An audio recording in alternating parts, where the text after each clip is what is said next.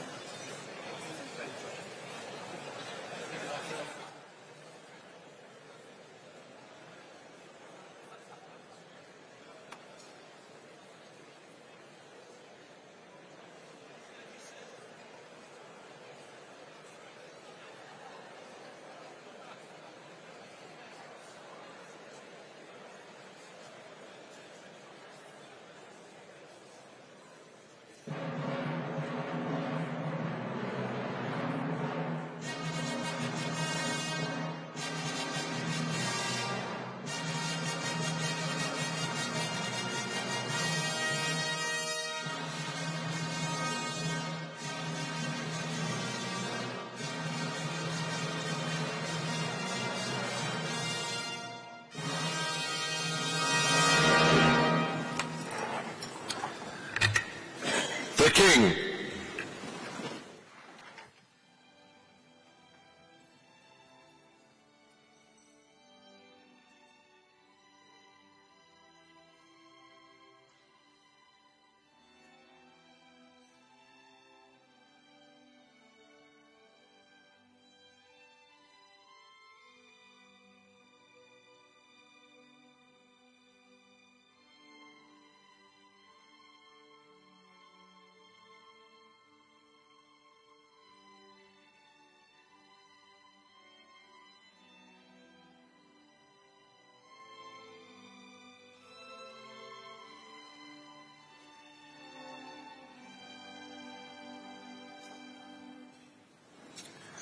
The King.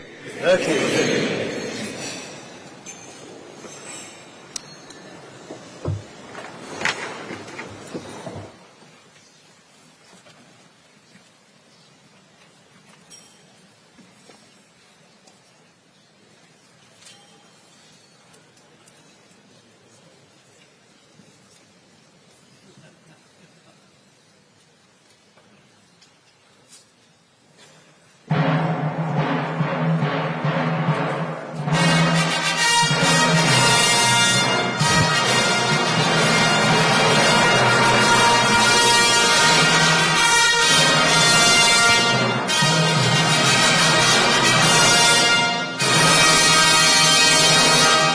Pray silence for the Right Honourable, the Lord Mayor.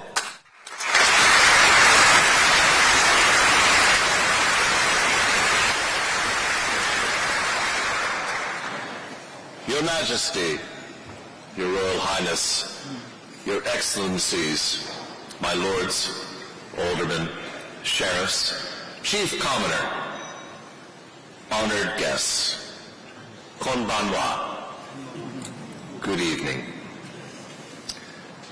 As the 695th Lord Mayor of London, it is an immense honor to welcome you to Guildhall this evening, Your Majesty, and to present to you the address of welcome, which conveys our esteem for Japan.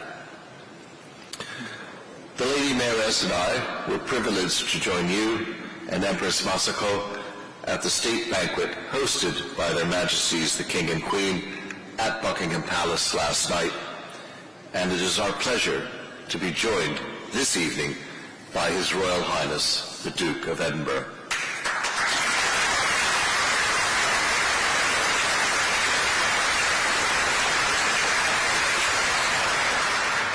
Your Majesty, I know that you have strong personal connections to the UK, having studied the very important history of cargo carrying on the Thames at Oxford University.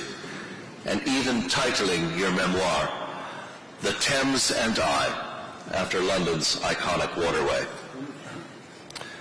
To quote Sir Winston Churchill, whose statue sits just over there, the Thames is the silver thread of our nation's history, a vital trade artery around which this great city was formed.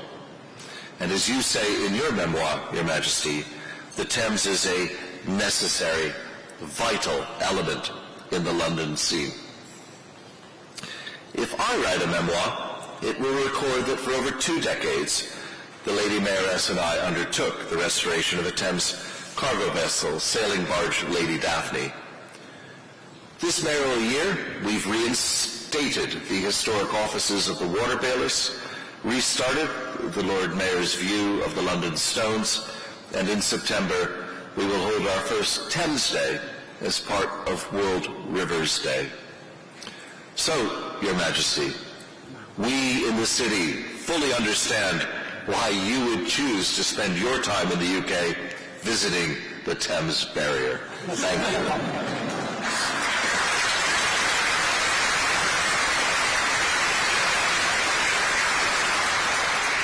And in turn, Your Majesty, there are some strong personal links to your great nation. I studied East Asian history under Edwin O. Reischauer, the former United States ambassador to Japan. And believe it or not, 4 generations of my Nellies have lived in Japan. My son is just one of 3 million foreign nationals living in Japan, 20,000 of whom are Britons, living with his wife, and the 4th generation 2 grandsons in Yokohama. Our 2 nations complement each other like sun and water. Now, halfway across the planet from one another, our comparative advantages are not heavy goods and commodities. Our comparative advantages are ideas and innovations, concentrated knowledge products. Take microchips, for example. And over the years, the UK has readily adopted many ideas, innovations, and aspects of Japanese culture, from anime, karaoke, and karate, to ramen, matcha, and mochi. And in turn, we are thrilled that several iconic British products have been granted a special protected status in Japan, such as the London cured smoked salmon and Scotch beef we've enjoyed this evening. The London Symphony Orchestra, which is based at our very own Barbican Centre to the north, has made regular tours to Japan since the 60s. And Elizabeth and I are getting in a little bit to Japanese zither music. Now, as partners very much in the G7 and the Comprehensive and Progressive Agreement for Trans-Pacific Partnership, I can't say this very easily, the CPTPP, Japan and the UK are each other's most important allies in Asia and Europe, respectively. Japan was the first country the UK signed a free trade agreement with when we left the European Union. And the Hiroshima Accord will only deepen that relationship in areas like defense and renewable energy. Our global financial centers, Tokyo and the Square Mile, are flourishing thanks to the Memorandum of Understanding signed by the Tokyo Metropolitan Government and City of London Corporation in 2017. And the impact of this MOU was evident during my visit to Japan last month, where I had the pleasure of hosting a press conference and bilateral meetings with Tokyo's Governor Koike. We discussed opportunities for further collaboration, particularly in asset management, fintech, and green finance.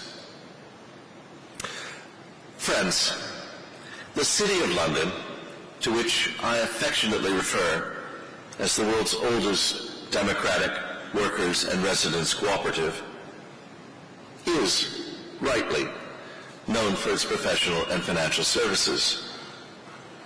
But our Square Mile contains many more areas of expertise, knowledge miles, which are equally essential for global prosperity. From the 15th century New Learning, the origins of the scientific method, to the 16th century Gresham College, to the 17th century Royal Society, our city has been a timeless home for global innovation. Indeed, in 1863, 5 young Japanese noblemen came to our city, the world's coffee house, to study analytical chemistry at University College London. The Choshu Five, as they were known, would go on to become fundamental makers of modern Japan. And today, the city is home to 40 learned societies, 70 higher education institutions, and 130 research institutes, with a workforce that includes as many scientists, engineers, and technicians as financiers, accountants, and actuaries. Speaking here at Guildhall in 1971, Emperor Showa praised the quiet but effective collaboration between the scholars, scientists, and technical experts of our two countries. 50 years on, and the problems facing the world today have evolved, but the willingness of our scholars, scientists, and technical experts to work together to tackle them is unchanged, something you remarked upon at Buckingham Palace last night, Your Majesty, and witnessed firsthand today during your visit to the Francis Crick Institute, which supports an innovative Japan-UK research partnership covering a range of public health issues. Fun fact, the quality of Japan-UK joint research is 4.5 times the world average. Japan is our 4th largest research collaborator. Now, current geopolitical and technological trends render coordinated action even more necessary.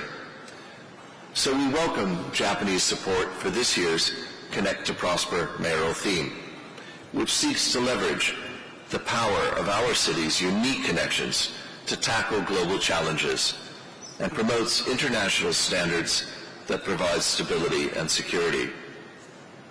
The 6 initiatives are an ethical AI initiative, through which 30 countries have signed the Walbrook AI Accord, emphasizing the application of ISO standards, particularly 42001, and a course which 5,000 people from over 50 countries, including Japan, have taken on the ethics of AI.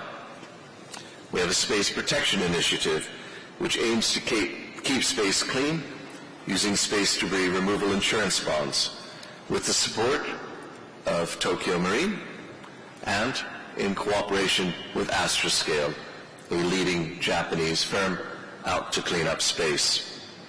We have our Green Finance Initiative to reinforce carbon markets, on which our policy chairman, Chris Hayward, leads. Our Smart Economies Networks Initiative, using international X-Road standards for trade, constructing Science Initiative for life science laboratories, and Galanos to accelerate global mental health research, working with your alma mater, Oxford University, the Wellcome Trust, and MQ Mental Health. Sir Walter Raleigh said, "There are 2 things scarce matched in the universe, the sun in heaven and the Thames on earth." This quote is pertinent tonight because it contains symbols of both Japan and the UK. The silver thread of the Thames connecting us, Pace, Sir Winston Churchill, and the sun representing Japan, Nippon, land of the rising sun. Our nations complement and support one another, And to paraphrase Raleigh, our close and deep friendship is scarce matched in the universe. Domo arigato gozaimasu. Thank you.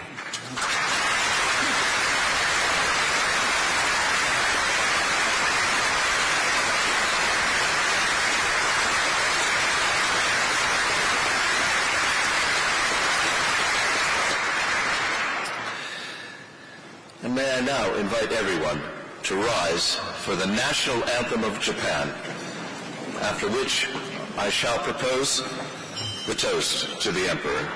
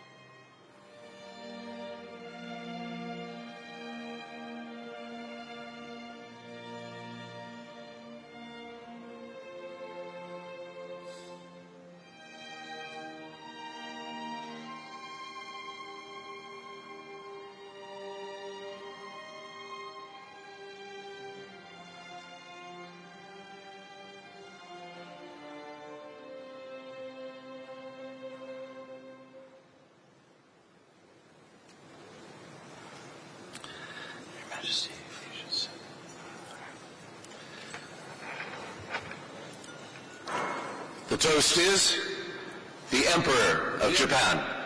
The Emperor of Japan.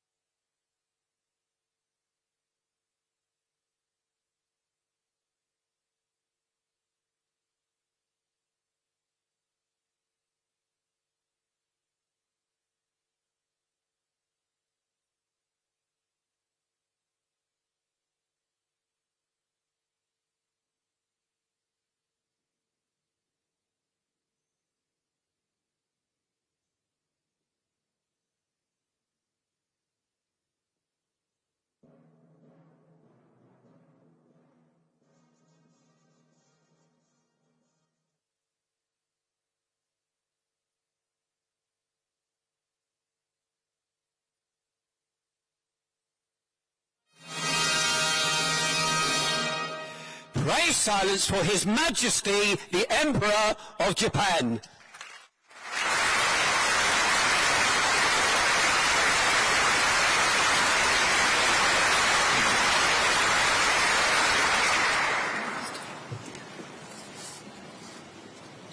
My Lord Mayor, Your Royal Highness, Your Excellencies, Mr. Lords Aldermen, Sheriffs, Chief Commoner, honored guests, I would like to express my profound appreciation to you for hosting me tonight and for the warm words of welcome from the Lord Mayor. I had the opportunity of visiting this Guildhall in 1983 when I was studying at the University of Oxford. Also, on several occasions, I went into the Guildhall Library to peruse the historical records concerning the history of water transport on the River Thames in the 18th century, which I found very useful for my research. I also have fond memories of visiting pubs around here during lunchtime. Looking back at my irreplaceably precious 2 years at the University of Oxford, I am reminded of how warmly I was welcomed by the people of this country. At the beginning of my stay in Oxford, I was not used to handling British currency and found myself using too many notes and collecting too many heavy coins. On one occasion, they all fell out of my purse. I was rather upset, but the people nearby joined me in picking up the coins. I was struck by the kindliness of British people and went back to the college with a sense of relief. Today, electronic transactions have become so prevalent in this country that people not only do not use coins, but do not even carry wallets with them, making do with credit cards or smartphones. This fact really makes me feel the passage of 40 years.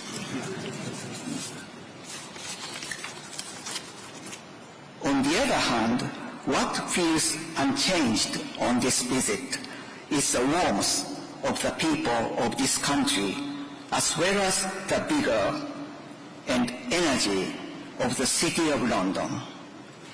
When we look back at the history of the city and Japan, we might start at the dawn of the Meiji era, when Japan was steaming ahead towards modernization and learning from the United Kingdom, the birthplace of the Industrial Revolution.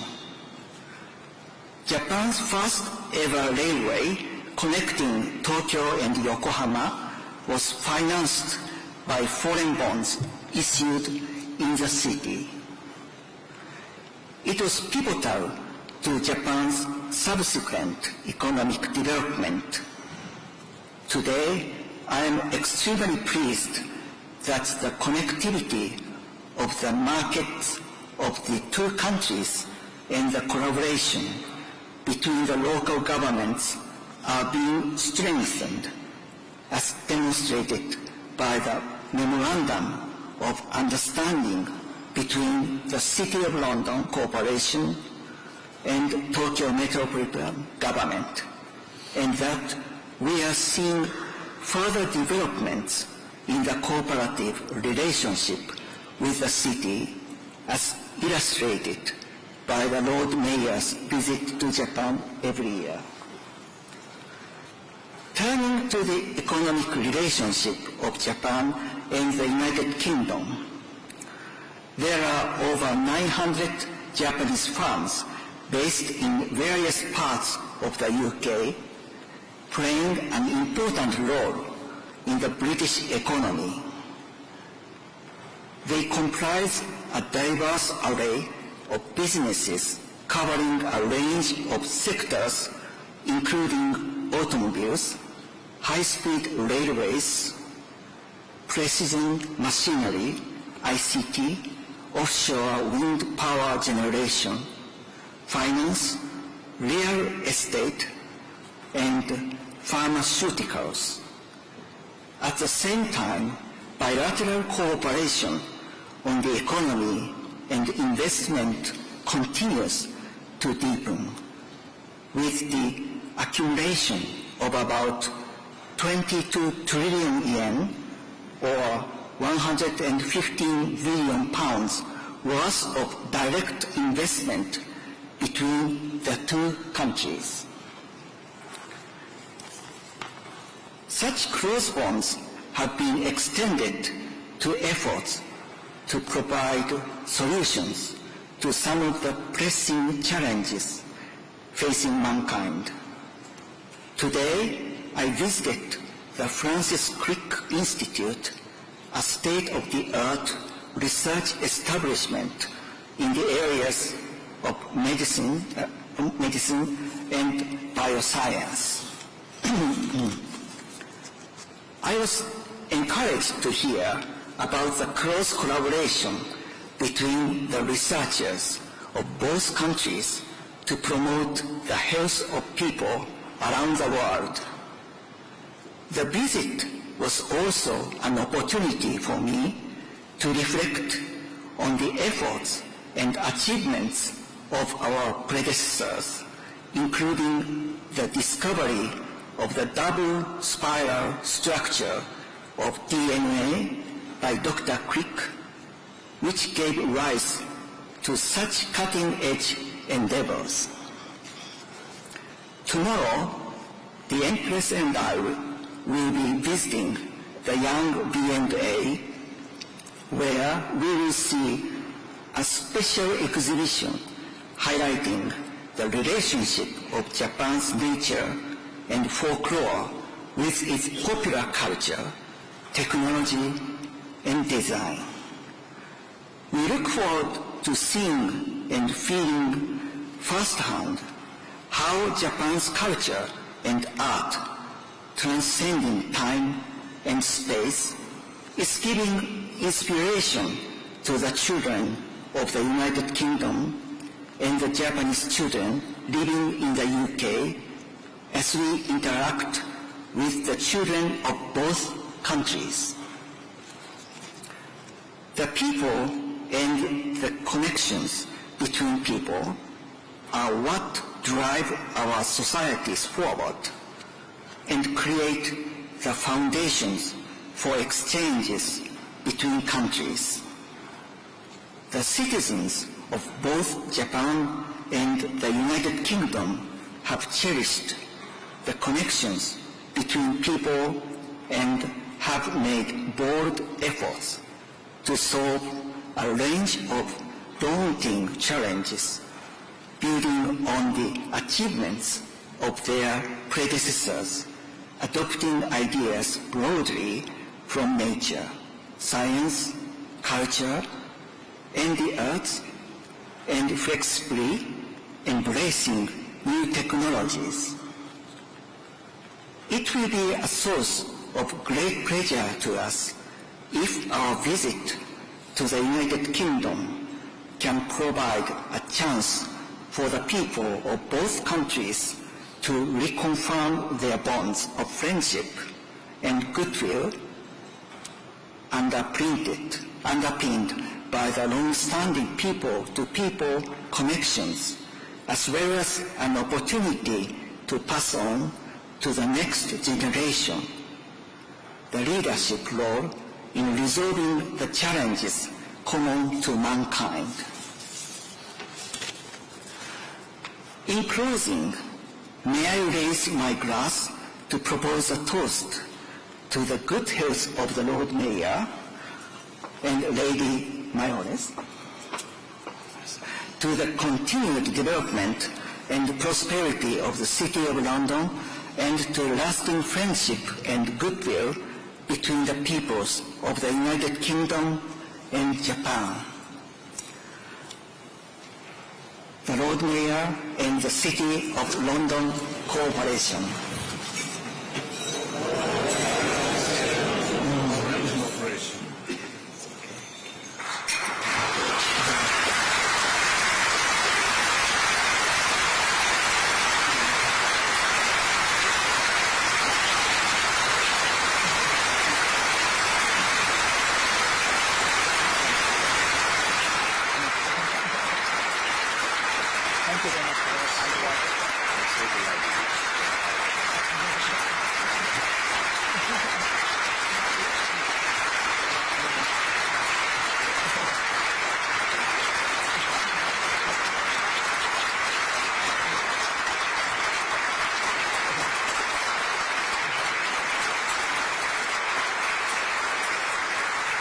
Thank you very much.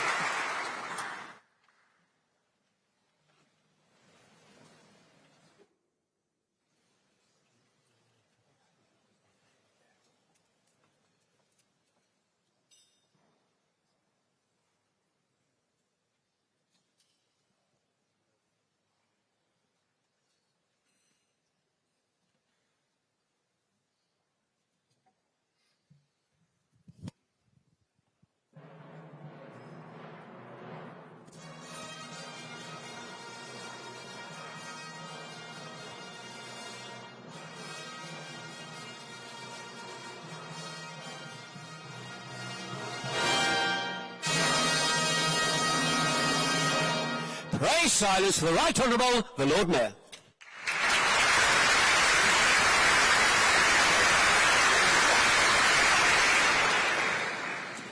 Honored guests, thank you once more for being here this evening. And thank you, Your Majesty, for your kind words about the city and the UK.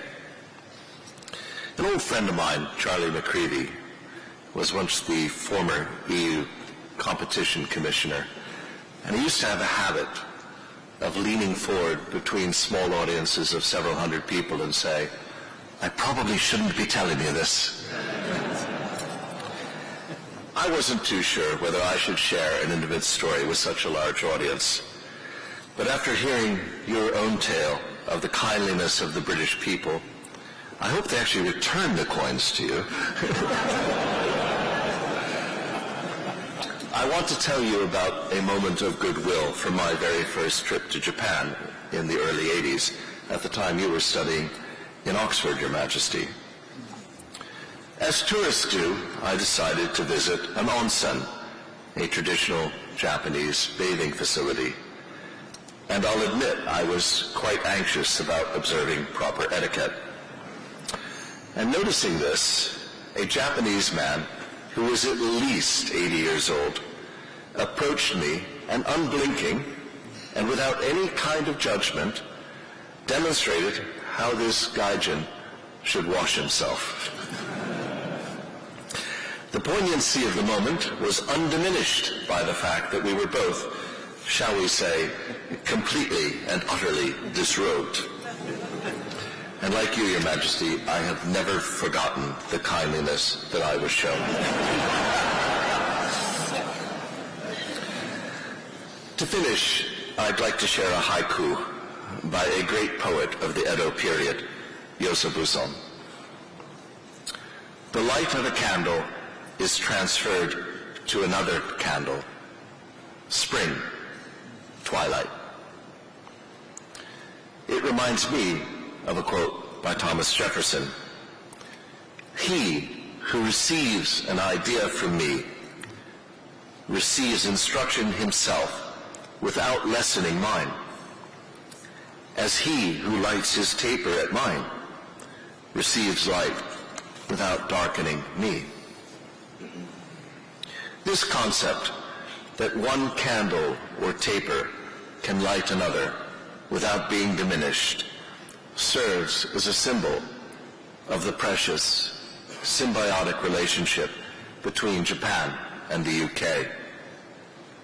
A relationship based on a shared love and exchange of knowledge.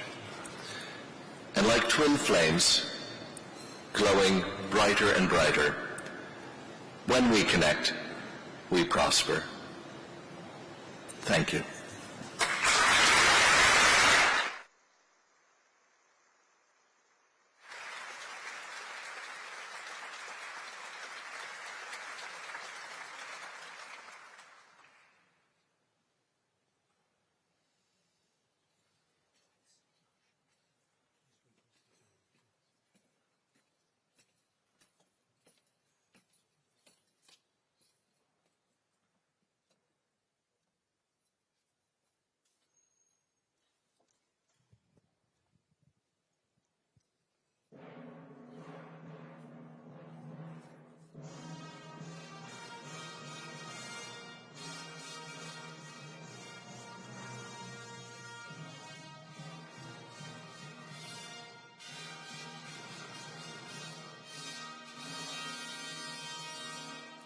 My lords, honoured guests, please make way for the Right Honourable Lord Mayor, the Lady Mayoress, His Majesty the Emperor of Japan, and His Royal Highness the Duke of Edinburgh.